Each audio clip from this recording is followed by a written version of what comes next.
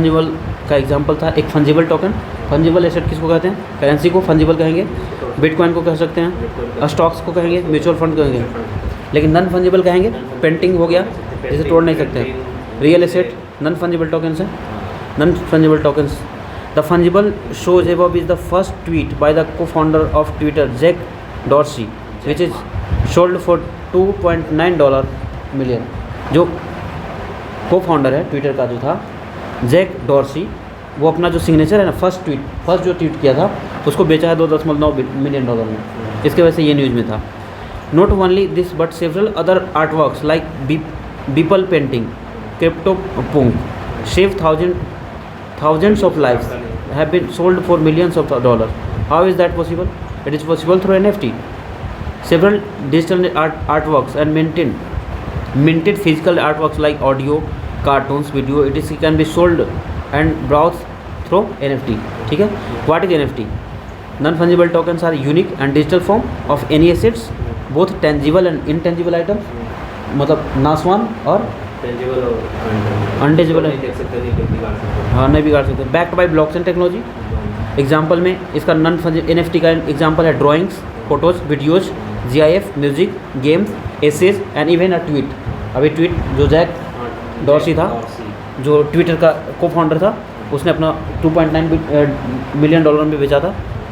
The main significance of it lies in the increasing popularity it gained through its unique opportunity to showcase and thereby sell any digital artworks by artist। ठीक है? How can you buy NFT? कैसे हम लोग खरीद सकते हैं? तो crypto currency का वॉलेट बना लो, उसके थ्रू खरीद लो। ओपन मार्केट है, ओपन सी की तरह है, खुला समुद्र की तरह है, आराम से खरीद सकते हो कहीं से भी। NFT वर्सेज क्रिप्टो करेंसी, दोनों में अंतर क्या है? दोनों में ब्लॉकचेन टेक्नोलॉजी है, backed by blockchain technology, crypto currency भी और NFT भी। Even thought both NFT and cryptocurrency are built on blockchain, they are not the same, but same नहीं है दोनों। Cryptocurrency is fungible, cryptocurrency fungible है, they are interchangeable and can be used for transaction। इसका नाम ही है non fungible. Non fungible, हाँ इसका तो नाम ही है नॉन फंजिबल। आराम से इंटरचेंज कर सकते हैं और यूज कर सकते हैं ट्रांजेक्शन के लिए, कुछ खरीदने बेचने के लिए। वेयरएज NFT हाँ दोनों के लिए कर सकते हैं, लेकिन ट्रांजेक्शन के लिए ज़्यादा यूज होता है क्रिप्टो करेंसी। ये आसानी से नहीं बिकता है, सबको हमको चाहिए लेस लिक्विड है। Where as NFT are non fungible, they are not interchangeable as backed नहीं है ना सरकार से interchangeable as the value of the each one differ from one another.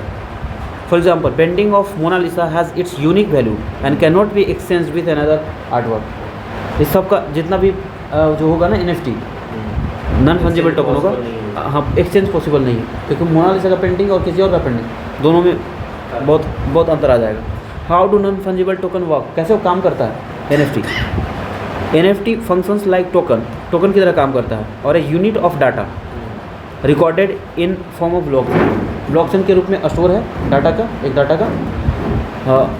Token की तरह काम करता है कि ये टोकन ले लो, जाओ समोसा खा लो, समोसा के लिए पहले से पे कर दो। ओनिंग एन NFT, जो ओन करता है NFT को, doesn't mean it is it's legal sense as it does not grant copyright or any other intellectual property rights, but it grants proof of ownership।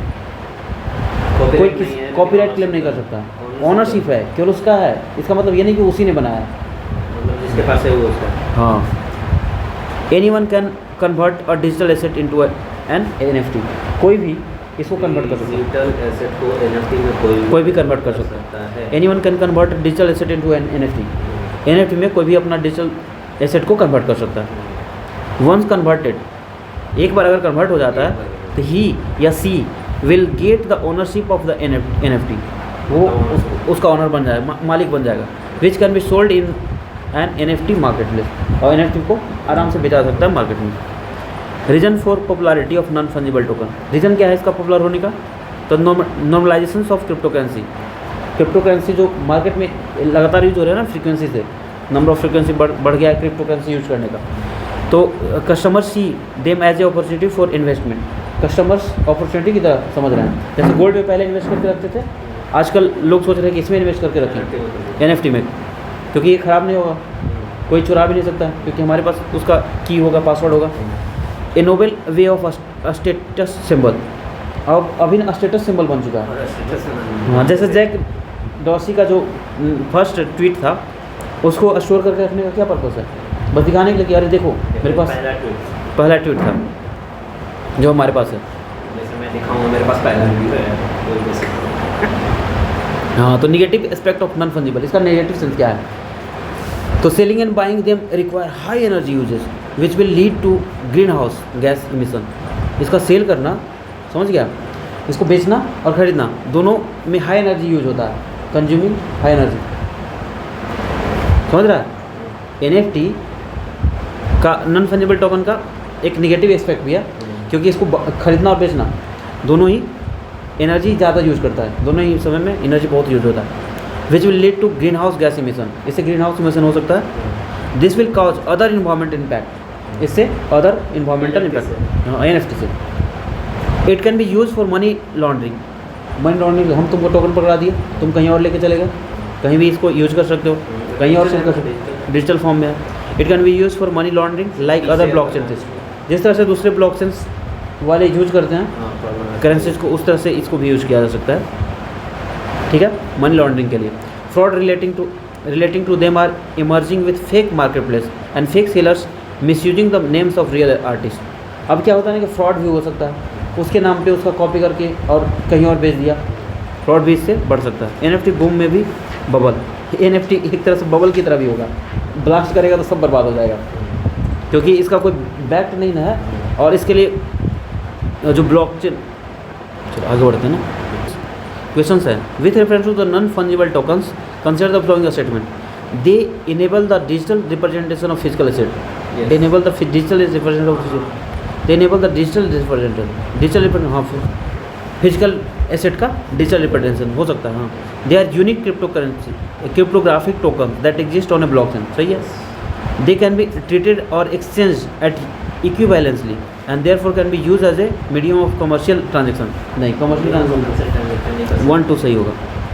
UPSC 2022 में पूछा था ये, अरे भाई साहब, तो 1-2 सही है इसका, ठीक है, आंसर भी 1 and 2।